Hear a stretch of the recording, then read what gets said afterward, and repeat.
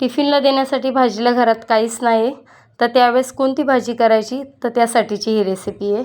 नमस्कार, मी स्वप्ना वायकर, वायकर्स किचनमध्ये तुमच्या सगळ्यांचे मनापासून स्वागत करते। तर बघा, टोमॅटोची चटणी दाखवते आहे, अगदी झटपट होणारे दाखवणार आहे। तर त्यासाठी कढईमध्ये 2 पळी तेल टाकायचं आहे, कांदा चिरून घ्यायचा आहे। कांदा मोठा असा चिरलेला आहे मी, म्हणजे अगदी बारीक कांदा चिरतो तसा चिरायचा नाही आहे। तर 2 कांदे, साधारण 2 मोठ्या आकाराचे कांदे चिरून घेतलेले आहेत, उभे कांदे चिरून घ्यायचे आहेत।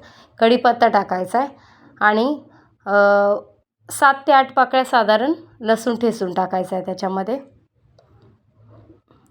झाकण ठेवून व्यवस्थित हलवून घेऊन कांदा कलर बदली होईपर्यंत परतून घ्यायचा आहे आपल्याला। तर बघा, अशा पद्धतीने कांदा बऱ्यापैकी लालसर कलरवर आलेला आहे। तर आता आपण त्याच्यामध्ये मसाले टाकून घेऊया।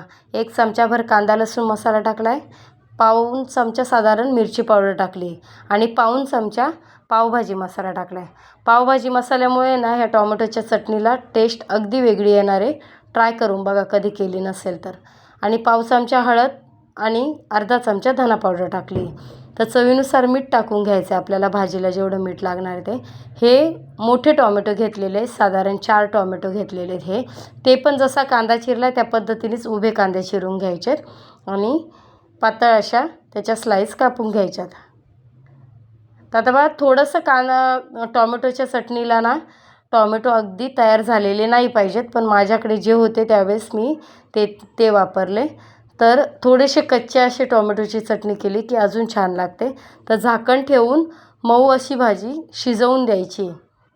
1 ते 2 वेळा चेक करून बघायचे आणि बघा, या अशा पद्धतीची टोमॅटोची चटणी अगदी तयार झालेली।